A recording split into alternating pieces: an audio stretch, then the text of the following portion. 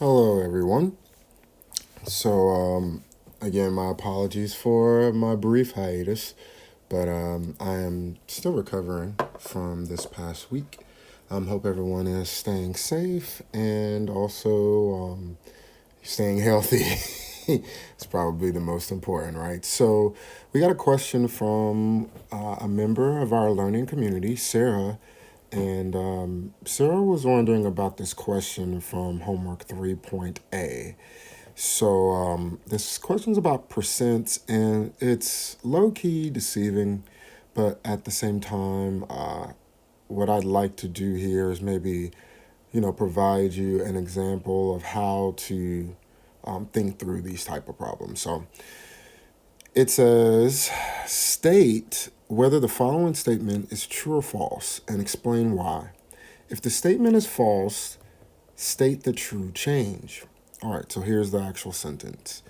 If the national economy shrank by an annual rate of 3% per year for 4 consecutive years, then the economy shrank by 12% over the 4 year period. Now, I'm going to let you know off the gate that this is false. All right. And I'm going to use this example to show you why.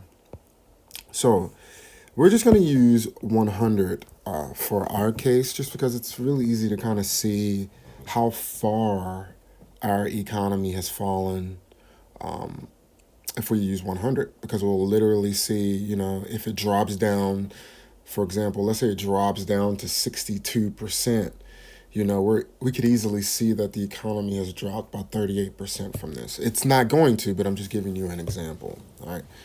So the way we're going to do this is we're going to take that 100 and we're going to multiply it by, now here's where it gets a little funky.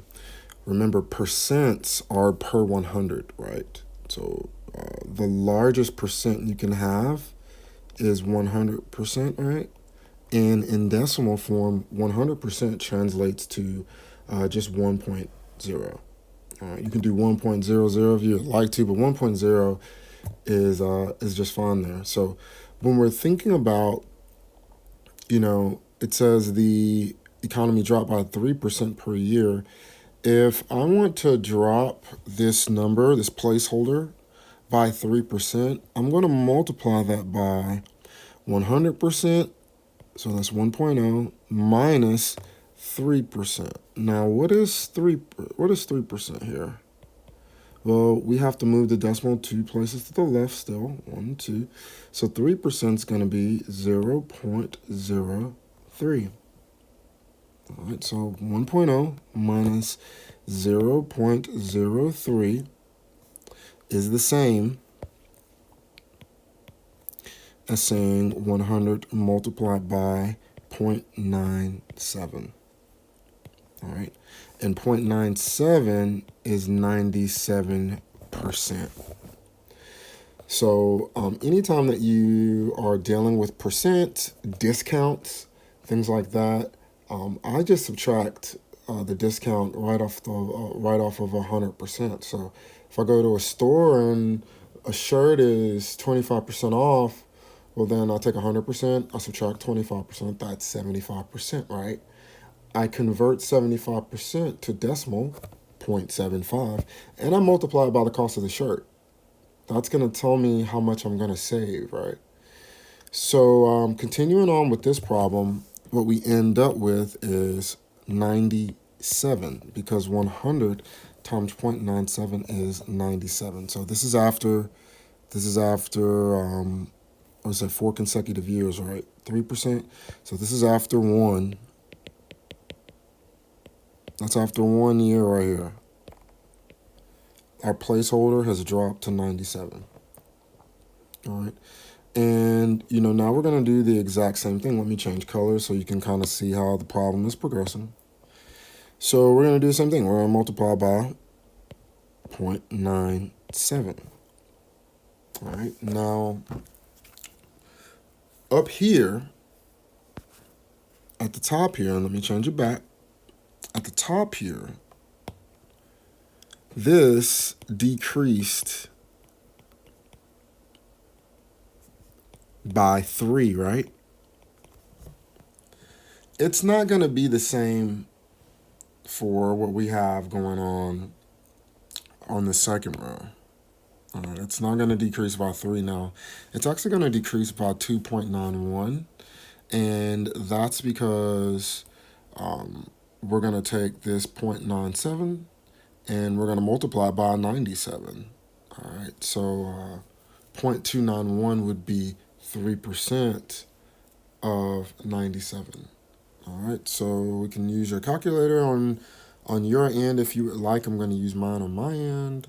97 times 0.97 is going to leave me with, I'm going to end up with 94.09. And if you compare these two numbers, these two values here, you'll see the difference between 97 and 94.09 is 2.91. So this decreased by 2.91 this time. And the reason is because we have a smaller economy, if you will. We say we had 100 represented, the status of our economy. It has dropped by 3%. And then again, after 2 years, it's dropped again. So this is after 2 years, it's dropped again. All right. And then you repeat this process. All right, you keep repeating this until you have 4 years of decrease. All right, 4 years of decreasing by 3% per year. All right, so we're going to do this again. All right, change colors. Hopefully you can see that. Multiply by, again, 0.97. I'm not going to use blue. I'm just going to go back to green because it's blue's having a hard time to show up. But 94.09 multiplied by 0.97 gives me, and I said I wasn't going to use blue, this gives me 91.2673. And this is after 3 years. All right, and then we have one more iteration of this where we need to multiply by 0.97, and this yields times 0.97, 88.59, 52.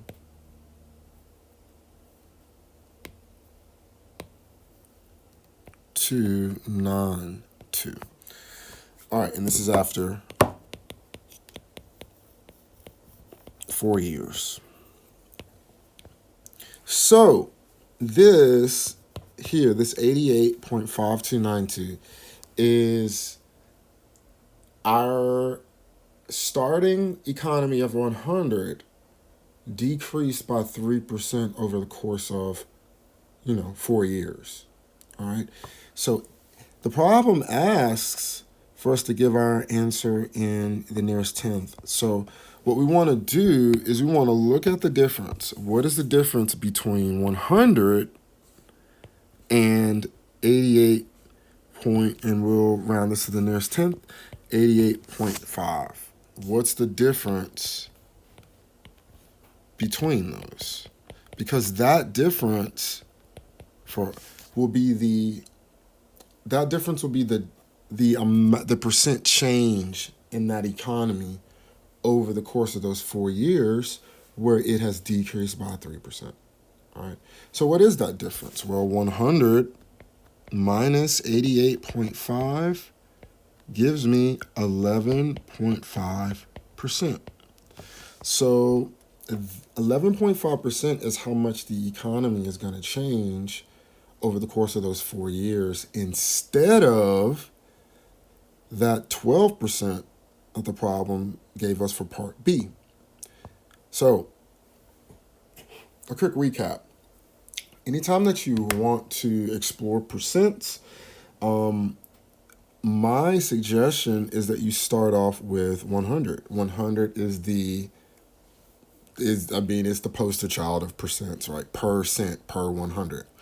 So using 100, it will allow you to see exactly how your problem or your situation is changing over the course of 3% down over the course of 4 years, or however your problem is constructed.